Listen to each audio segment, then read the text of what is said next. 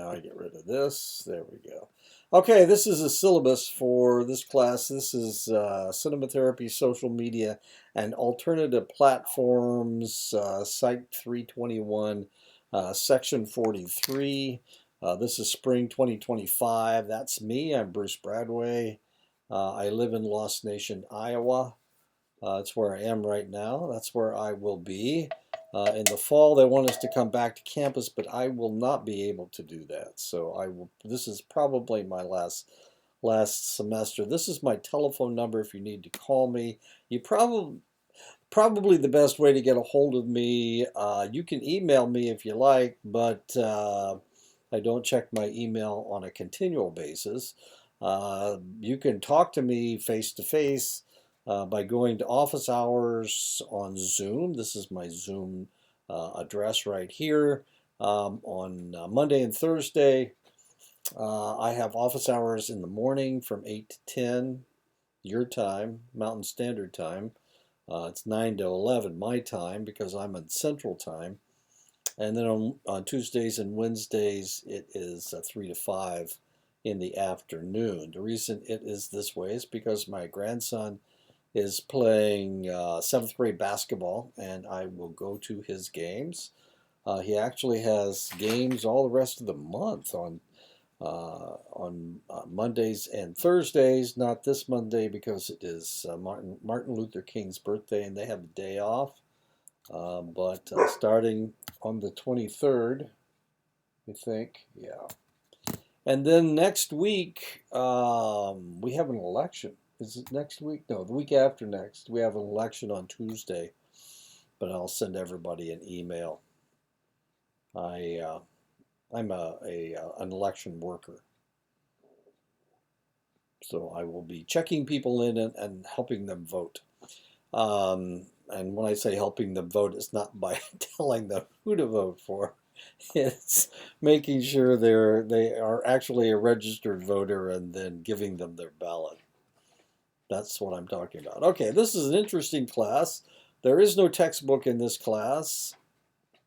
There's the list of books that I use for the class. I can show it to you. Oh, no, I can't. Wait a minute. I can show it to you. Maybe. I'm afraid. Okay. One of these days I'll show you all the books that I use. I put this class together because people were worried about their children playing video games all the time, or they were on Facebook or whatever, or YouTube, and they couldn't. They became not addicted to it, but they just had a difficult time not watching what was going on. So these are all the books that I've used, that I use in this class, and I'll tell you which ones I'm using on any select day. There you go. That's quite a list. I don't expect you to buy them. I mean, that'd probably cost you a couple $100 just for these books. But we will be talking about cinema therapy, and cinema therapy has become more important here lately because people are spending so much time on their phones, watching videos, and watching movies. We are interacting less and less with with each other, so it has become one of those things that seems to be working that way. Anyway,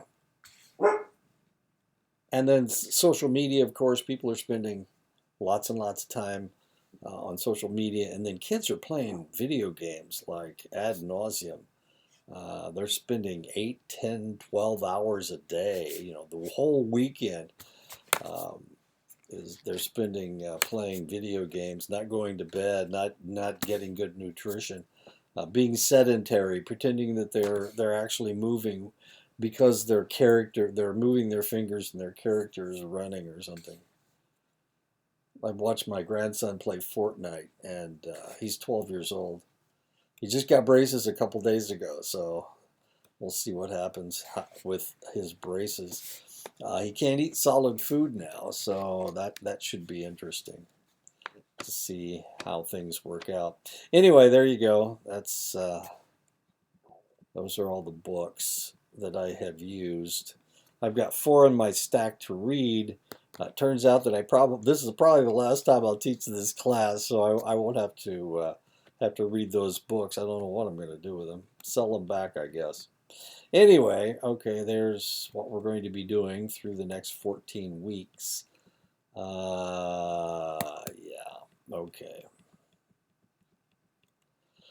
So how do you pass the class? My goodness, how do you pass the class? Well, there are tests with each lecture, 20 points per test.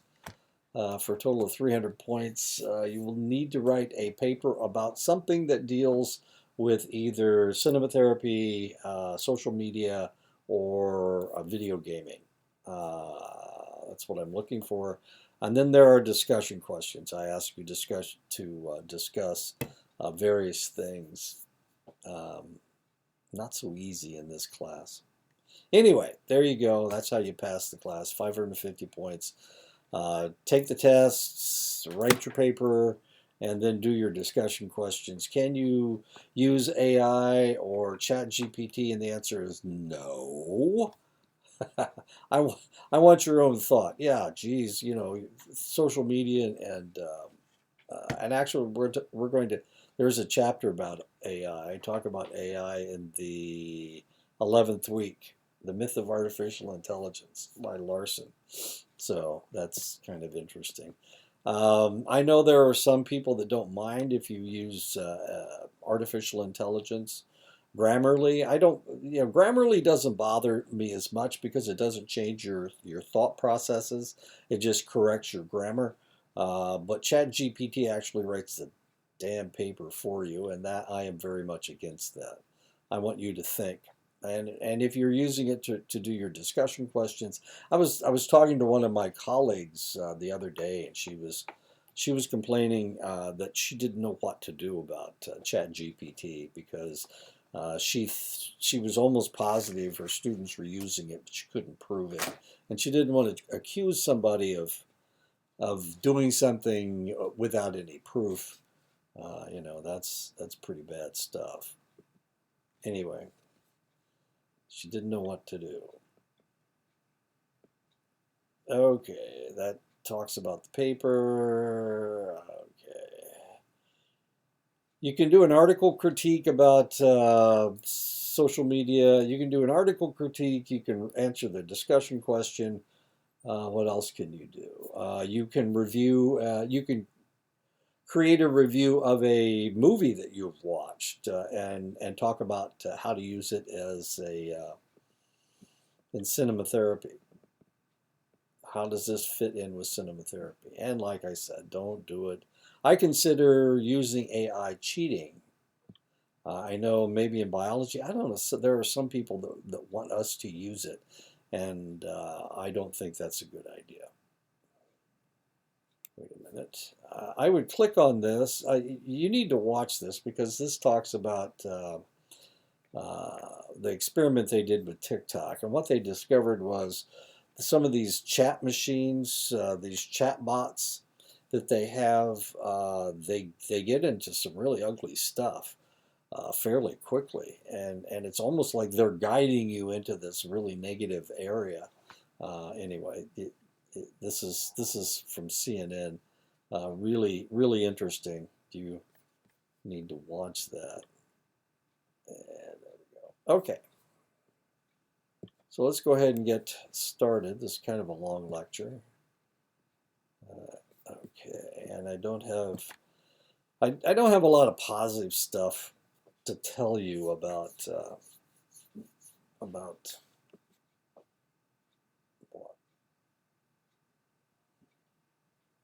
social media and games. What's going on? Oh my goodness. Okay. The DSM-5 identified no media-related addictions, dangers, or problems. ICD-11 also includes no media addictions, dangers, or problems, so obviously they don't exist. The recent mass shootings by media-infused teenagers might indicate that media is at least fuel, if not a causal factor of the shooter's actions.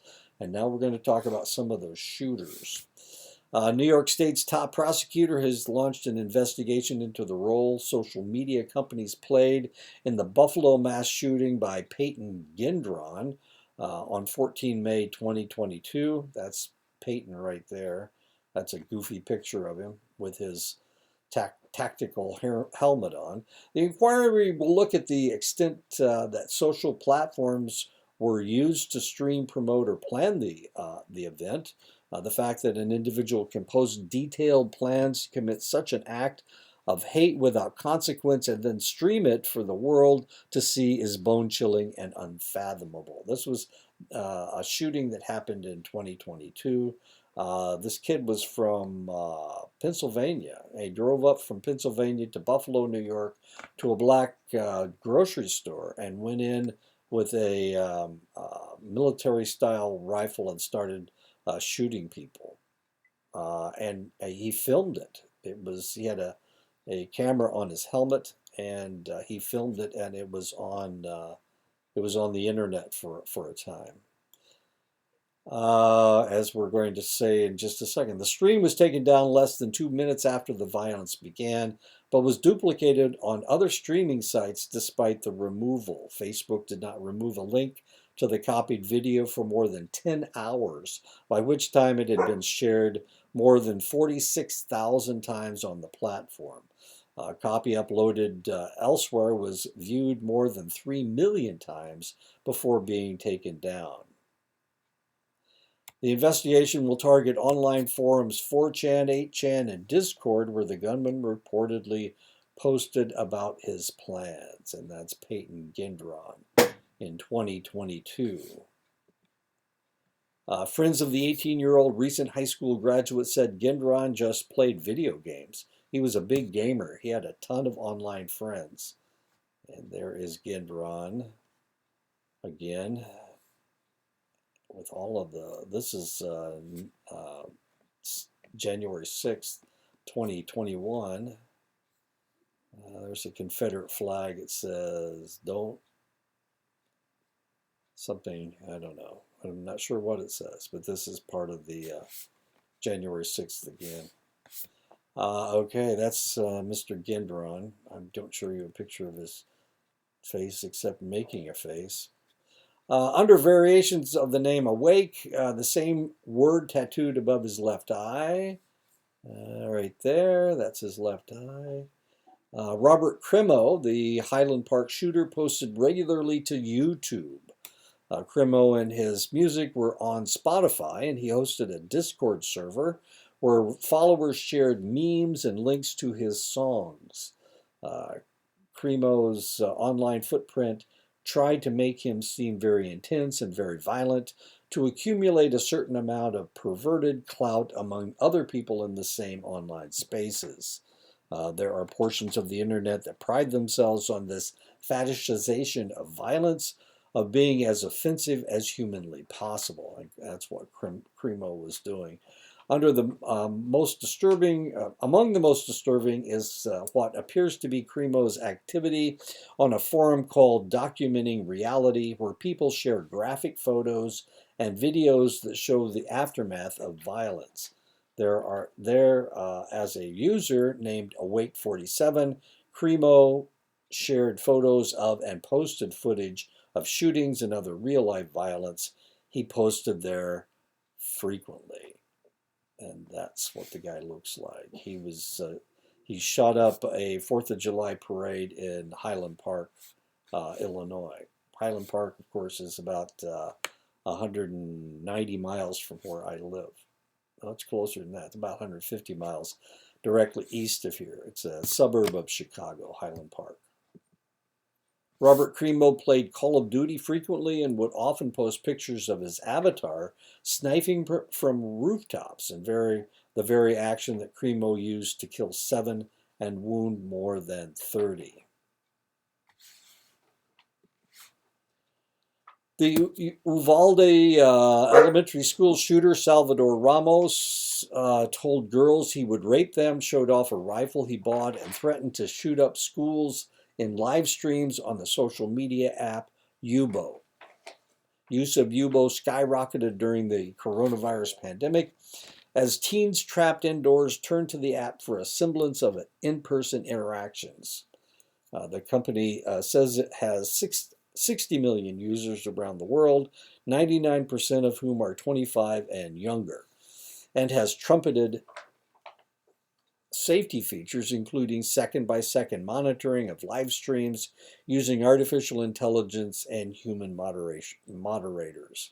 And this is Salvador Ramos and his guns and his rifles. This is what he used to shoot up that third grade class and kill most of the individuals in the class. Salvador Ramos routinely played Call of Duty, an online shooter game, and and lost Dead by Daylight just hours before the massacre at Uvalde Elementary. Dead by Daylight is a multiplayer horror survival game where one player takes the role of the killer and the other 4 are survivors. Ramos was the killer, and he lost. 9 in 10 U.S. teens go online multiple times a day, and internet usage is 2 times higher in Asia and Africa. The studies indicate that between 1.6% and 11.3% of adolescents in China, Taiwan, and South Korea are considered addicted, and China has recently declared internet addiction a clinical disorder. And this is a video, an area where they play video games in China. One study from the United States of 7th and 8th graders found that the students averaged 11.5 hours a day using screens. 11.5 hours, 8 hours of sleeping. Ooh, that means they're not on screens. About 3 hours a day. Another study found that 50% of teens say they feel addicted to mobile devices, such as iPads or probably their phones. In one study of 1,100 young people, 12 to 17, 97% played video games, 99% of the boys, and 94% of the girls. The teens' handles were their first piece of information exchanged between 38% of the boys. And I didn't realize that that people did this until my grandson was talking to, I overheard my grandson talking to a friend of his, telling him what his handle was. It has something to do with Florida, because he's born in Florida and his dad lives down in Florida. So it's like Florida 57 or something. A recent phenomenon among gamers is the advent of the headset. 71% of gamers use headsets to converse and work together to solve challenges. Research has shown that gamers are not just talking about what is in the game, but other things about life as well, which seems to be relatively positive because it is interactive. It gives them an outlet to discuss their true feelings. But in the case of Ramos and Cremo, their true feelings were fairly negative. Many kids worldwide spend too much time playing online games. Outside of the United States, several countries have identified gaming addiction as a major public health issue. The South Korean government introduced a law banning access to games between midnight and 6 o'clock a.m. For kids under the age of 16. The most technological countries in the world are Japan, and Singapore, and South Korea. South Korea has the lowest birth rate of any country in the world. They are not reproducing themselves. They're only producing 1.28 children per couple, which means in order to maintain your population, you need actually more than 2 people. 2 people need to produce at least 2 people in order to have the same population. But of course, we lose some of those children, so it's like 2.38 is that's what you need to maintain your population. But South Korea is not doing that. It's 1.28. Now the question is, so if they're not reproducing, what's going on? And the answer is, well, they're on videos. They're watching video games. They're playing video games, and that potentially they're watching pornography, and they don't feel like they need to have sex. And we won't say what their release is, but well, they're masturbating. Okay, uh, we can use that word. In Japan, gamers receive an alert if they spend too much time playing. And that's in Japan. So in South Korea, you can't, if you're under the age of 16, you can't play between midnight and 6 o'clock. My grandson, he used to have unlimited time on his telephone, and it was keeping him up at night.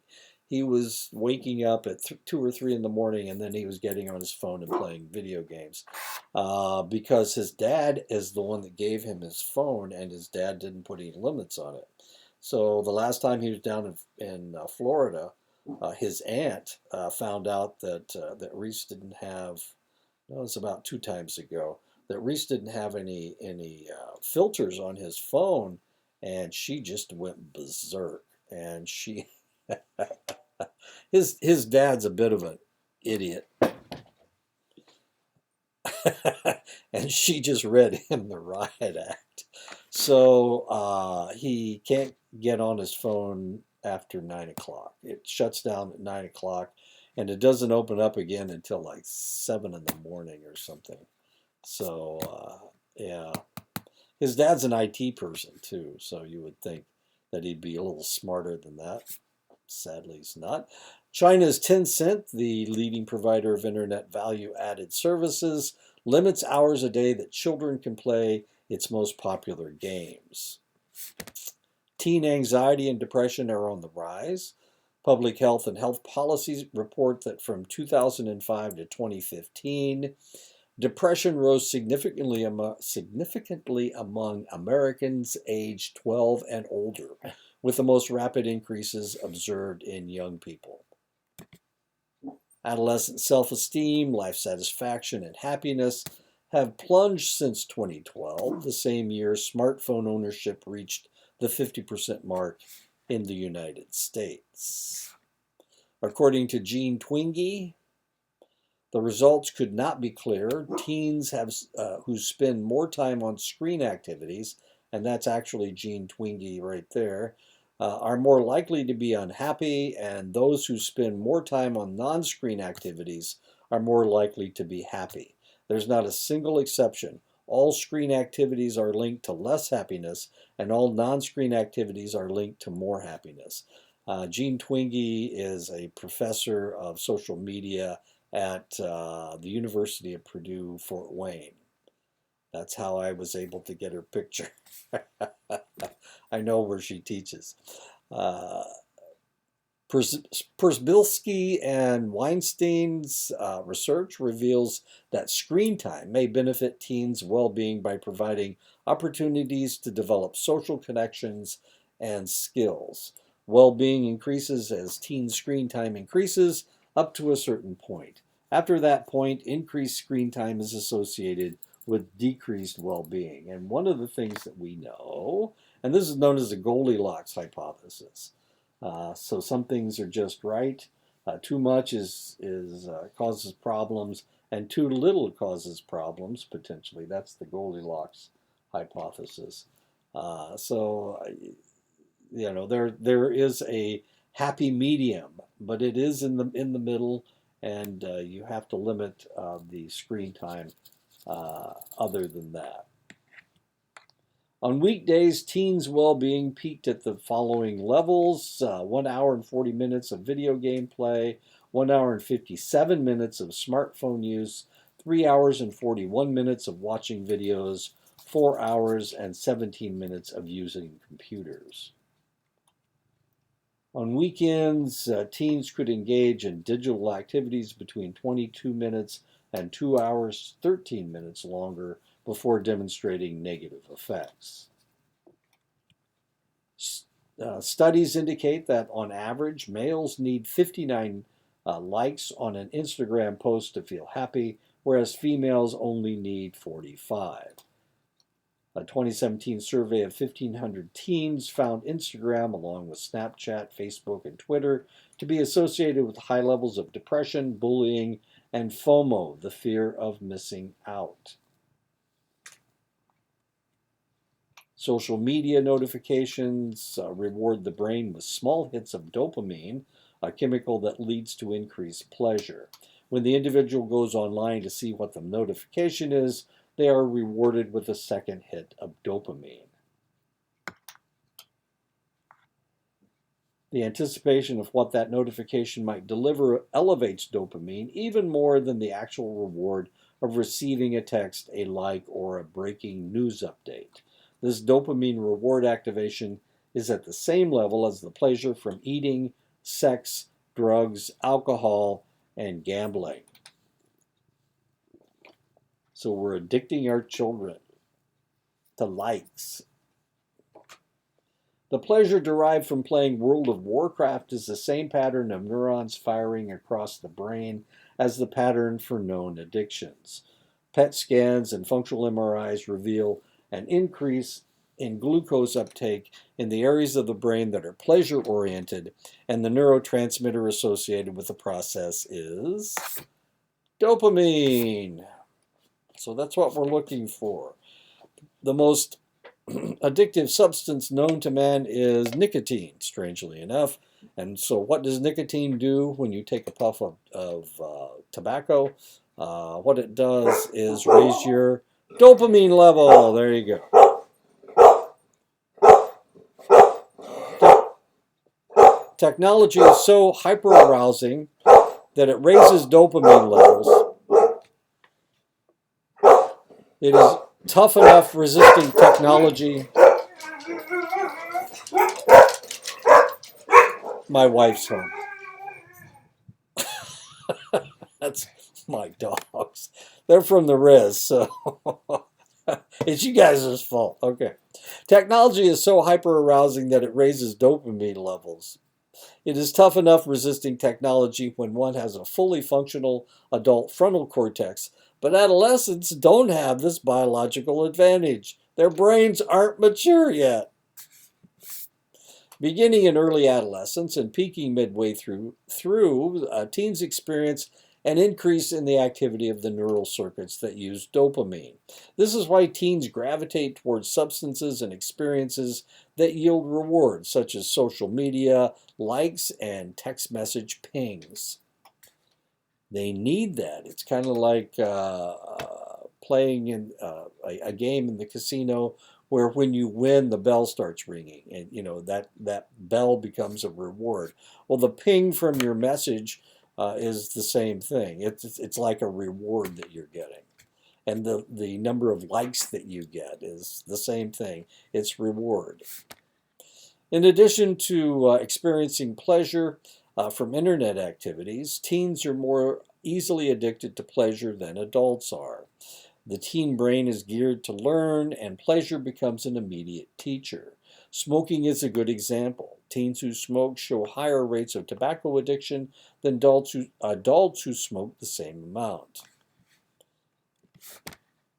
Compulsive or addictive behavior can hijack the brain's ability to access the judgment center in the frontal cortex. That's the part of the brain that should be asking, how important is this text? Or do I need to check Snapchat every 5 minutes? Kids lack the judgment to know when to put down or ignore their phones, even at an infant's age. And on Instagram, personal photos and selfies rule. It was adjudged the worst social media network for mental health and well-being. Instagram easily makes women and girls feel like their bodies aren't good enough, as people add filters and edits to make themselves look perfect. Researchers found some benefits from social media use. Instagram, Snapchat, YouTube, Twitter, and Facebook received positive scores for self-identity, self-expression, community building, and emotional support.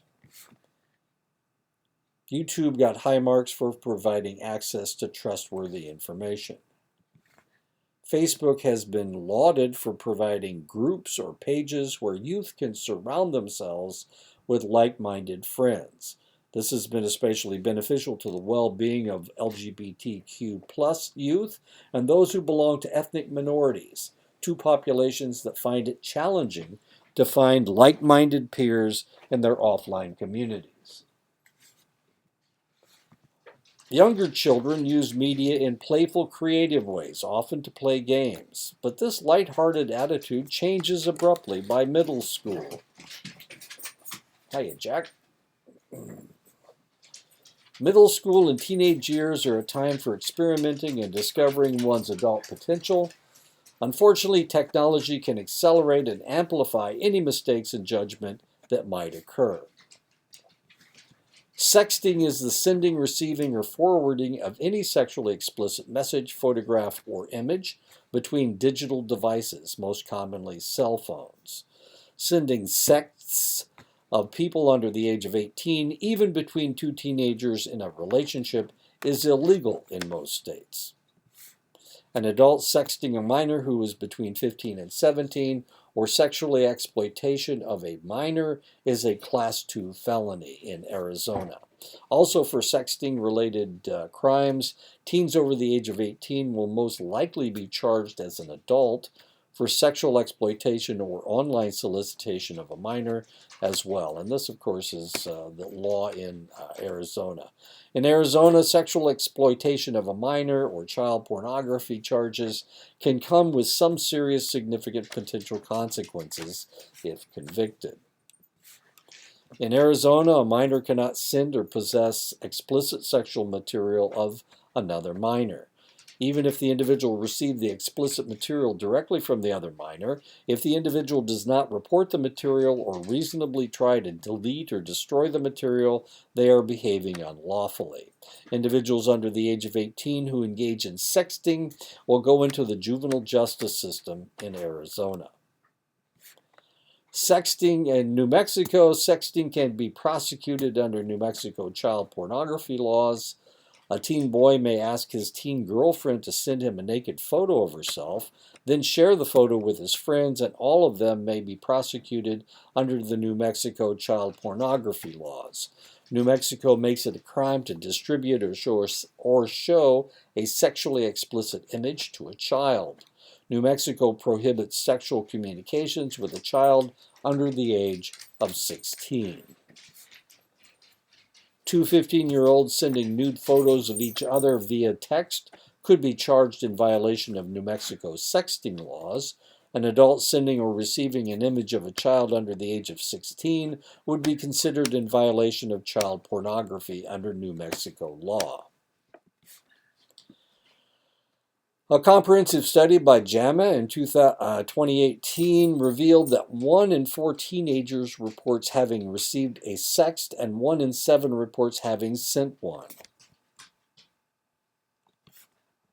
The number of kids involved in sexting has risen significantly in recent years due to the number of kids who have their own phones. It's not just boys asking girls for nudes. Researchers found no significant difference between the sexes pertaining to either sending or receiving sexting messages. According to Michelle Druon from Purdue University, Fort Wayne, it's not a bad kid thing, rather a perfect storm of budding sexuality combined with a child's first freedom on their own technological device. The frontal cortex is still immature, so kids often send sext messages without thinking. Druin explains, I would say sexting is a part of the normative teenage experience now, so it is very common to send some type of sexually explicit message. By the time they have hit young adulthood, more than half have sent sexually explicit pictures. Excuse me.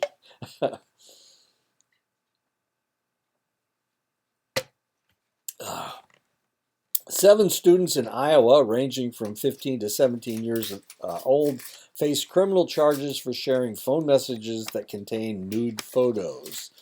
3 face felony charges, while another 4 face serious misdemeanor charges. A 17-year-old star football player from Michigan exchanged nude photos with his 16-year-old girlfriend. He was charged with 2 counts of second-degree sexual exploitation and 3 counts of third-degree exploitation. He faces 10 years in prison and a lifetime registering as a sex offender. 20 high school students from New York City were suspended for up to 5 days for simply receiving or forwarding a sex video that was sent to them via a group text. Suspended students included those who received the video and didn't even know what it was. A 14-year-old boy from Rhode Island was charged with distributing child pornography after he shared inappropriate pictures of a 13-year-old female classmate with friends. The girl was also charged with disseminating indecent material. If convicted, the boy will be a felon and a registered sex offender for the rest of his life.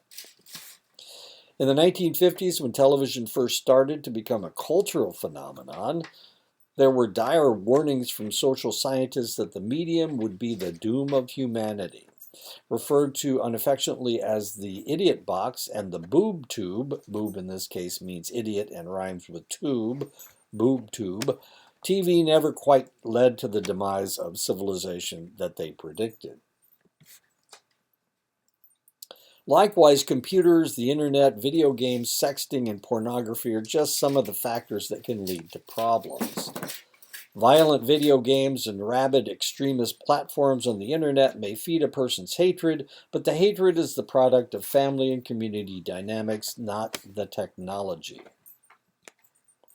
This semester, we will be looking at the possible benefits of cinema therapy, the benefits and potential problems with social media, and the benefits and possible problems in the video game world, which includes PC dominant, mobile dominant, console dominant, and multi-platform players.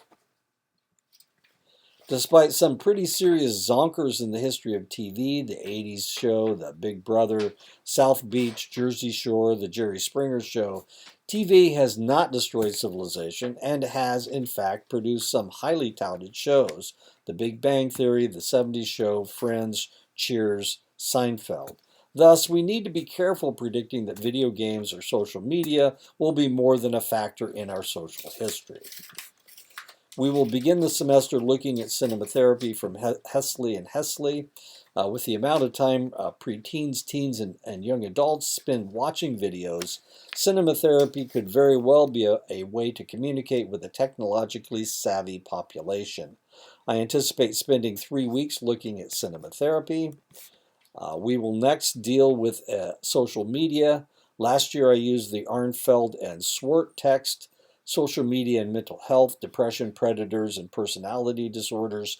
But because of an attempt at unethical behavior by the textbook publisher, I had to drop the textbook. So I will not be using Arnfeld and Swart. I think I used one chapter out of Arnfeld and Swart.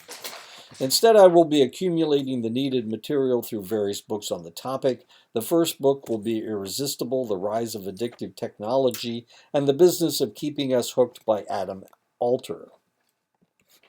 Another book will be The Hidden Psychology of Social Networks, How Brands Create an Authentic Engagement by Understanding What Motivates Us by Joe Federer.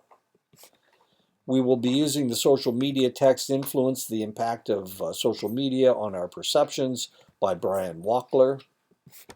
Nicole Caderas has written an interesting book that we will take a look at entitled Digital Madness, How Social Media is Driving Our Mental Health Crisis and How to Restore Our Sanity.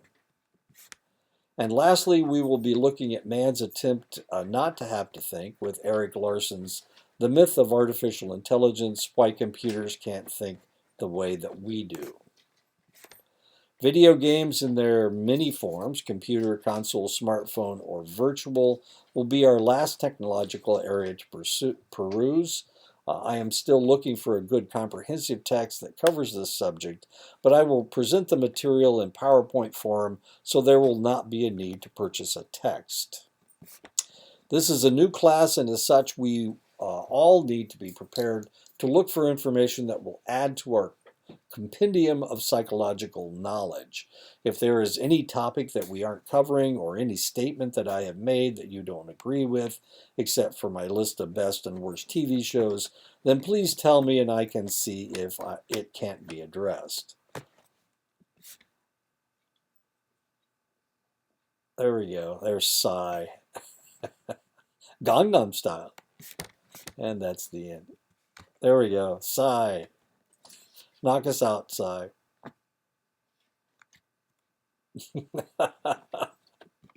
Oh, man. Okay. Well, okay. I'll talk to you guys next week. We'll start on the second week. I can't remember what it. Oh, cinema therapy. We do cinema therapy for 3 weeks.